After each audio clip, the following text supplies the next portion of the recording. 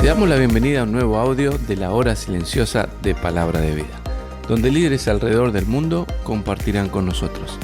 El día de hoy escuchamos a... Muy buenos días, una vez más te saluda Esteban Corbalán y junto con mi familia estamos aquí en República Dominicana sirviendo al Señor a través del Ministerio de Palabra de Vida. En esta oportunidad me toca compartir contigo el comentario de la hora silenciosa basado en el libro de Santiago, en el capítulo 4, versículo 11 al 17. Me encanta porque el verso 11 comienza entonces con la frase hermanos y te invito, ¿sí?, a que puedas mirar las veces entonces que a partir del capítulo 1 y desde el versículo 2 emplea el apóstol Santiago para hablar justamente con estos hermanos pertenecientes a las 12 tribus de Israel y que estaban dispersos por distintos lugares, pero ya entonces con su fe puesta en el Señor Jesucristo. Y allí vas a encontrar la frase hermanos míos, capítulo 1, versículo 2, capítulo 2, versículo 1, hermanos míos, versículo 5, hermanos míos, versículo 14 del capítulo 2, hermanos míos, capítulo 3, versículo 1, hermanos míos, y luego en el capítulo 3, versículo 10, hermanos míos, versículo 2, hermanos míos, y luego entonces en el versículo 11, también del capítulo 4, empieza diciendo hermanos míos, y luego vas a ver en el capítulo 5, verso 7, hermanos, versículo 9, hermanos, versículo 10, hermanos míos, y hasta termina entonces con el versículo 19, hermanos, ¿sí? Así que me encantaría si puedes dedicarle un tiempo para mirar todas las veces y por qué razón emplea justamente esta frase. Aquí empieza diciendo, hermanos, no murmuréis los unos de los otros. El que murmura del hermano y juzga a su hermano, murmura de la ley y juzga la ley. Pero si tú juzgas a la ley, no eres hacedor de la ley, sino juez. Uno solo es el dador de la ley que puede salvar y perder, pero tú, ¿quién eres para que juzgues a otro? Vamos ahora, lo que decís hoy y mañana, iremos a tal ciudad y estaremos allá un año y traficaremos y ganaremos, cuando no sabéis lo que será mañana, porque ¿qué es vuestra vida? Ciertamente es neblina que se aparece por un poco de tiempo y luego se desvanece. En lugar de lo cual deberías de decir, si el Señor quiere, viviremos y haremos esto o aquello, pero ahora os jactáis en vuestra soberbia. Toda jactancia semejante es mala, y al que sabe hacer lo bueno y no lo hace, le es pecado. Por la simple lectura de la palabra te das cuenta que aquí el apóstol está tratando con dos pecados específicos que ellos no debían ignorar y que incluso no ignoraban y que estaban lamentablemente practicando. En primer lugar, el pecado de la murmuración. Y sabes, alguien definió la murmuración como sencillamente el acto de hablar de alguien que no está presente para defenderse. Y aquí en este caso ellos estaban cayendo en este pecado los unos de los otros. ¿Sabes? Cuando alguien murmura de otra persona, no está hablando mal de la otra persona, sino de sí mismo. Cuando uno murmura, está hablando mal de sí mismo y está dándole a entender a la persona que está escuchando. Por eso existe el murmurador, porque existe alguien que lo escucha al que murmura, ¿sí? Le está diciendo entonces a esa persona que la escucha que apenas se dé vuelta y se vaya, también es capaz de murmurar de ella misma. ¿Sabes? La murmuración es un pecado que Dios aborrece. Así lo dice en el Proverbios capítulo 6, versículo 19, que Dios aborrece dentro de las 7 cosas al que siembra discordia entre los hermanos. Hermano querido, ninguno de nosotros está exento de este pecado. Por eso si hay algo que debemos hacer es clamar como David, guarda las puertas de mis labios, porque el que guarda su lengua y sus labios, dice justamente el sabio Salomón, su alma guarda de angustia. El pecado de la murmuración no es otra cosa que un acto de cobardía, porque es entonces hablar mal de alguien que no está presente para defenderse y hablarlo con alguien que no tiene nada que ver con la situación. Por eso el Señor nos invita a que cuando tengamos algo contra un hermano, no vayamos a comentárselo a otro, sino a hablar directamente con aquel que nos ofendió o aquel que tuvo una falta hacia nuestra vida, como dice en Mateo capítulo 18.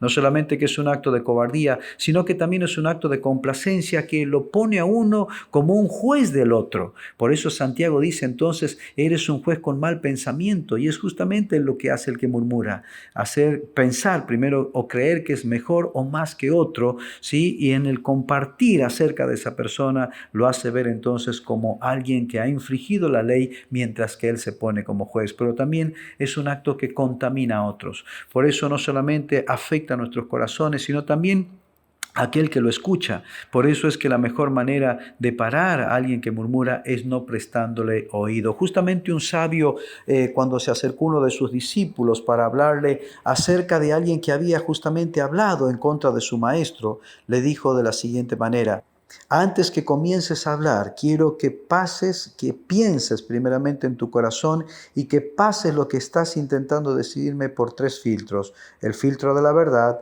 el filtro de la bondad y el filtro de la utilidad. Si lo que me vas a decir, en primer lugar, quiero preguntarte, ¿estás absolutamente seguro que es la verdad lo que me vas a decir? Entonces el discípulo le contestó: la verdad, maestro, que no estoy convencido que es el 100% de la verdad lo que voy a decir. En segundo lugar, ¿tiene algo de bondad? ¿Hay algo bueno o hay algo malo? El discípulo le dijo: hay más de lo malo que de lo bueno. Entonces no pasa al segundo filtro. Y el tercer filtro, esto que me vas a decir es útil, ¿realmente me va a afectar para bien o para mal con la persona que estás por mencionar? Y aquel discípulo dijo, la verdad, maestro, que no estoy seguro en un 100% de lo que voy a decir, y si es verdad. Tampoco es algo bueno si no tiene más de malo que de bueno, y en realidad escucharlo no te va a ser útil, porque no te va a hacer apreciar a la persona, sino distanciarte de ella. Entonces aquel sabio le dijo: entonces no tiene ningún sentido que lo digas y tampoco yo quiero escucharte. Ojalá que estos 3 filtros, hermanos queridos, de la verdad, de la bondad y de la utilidad, también sean herramientas para nosotros para parar y cortar la murmuración. Pero el segundo pecado también es otro de los pecados que Dios aborrece. Dice el Proverbios capítulo 6, versículo 6, comenzando con la lista de las 7 cosas que Dios aborrece: los ojos altivos.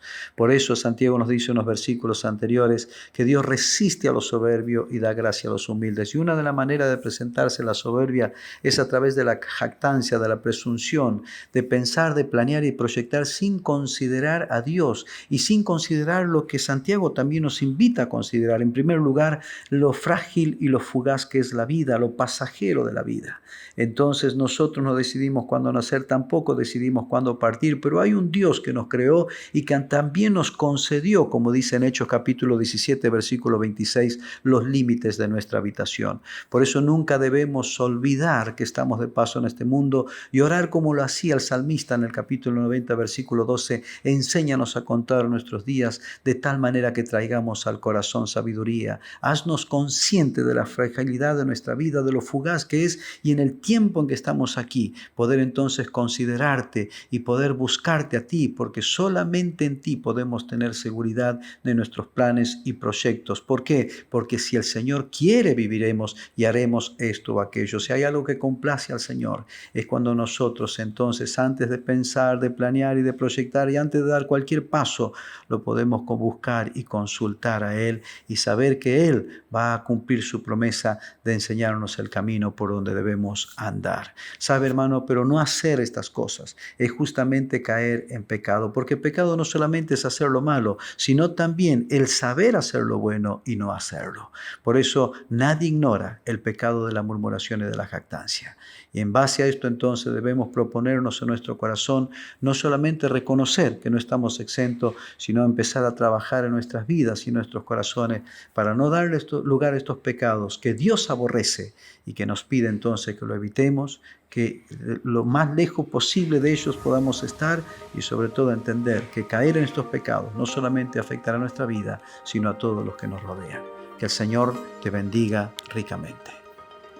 Gracias por escucharnos. Recuerda que este audio no reemplaza tu tiempo a solas con Dios. Te animamos a que escribas tus aplicaciones personales. Hasta mañana.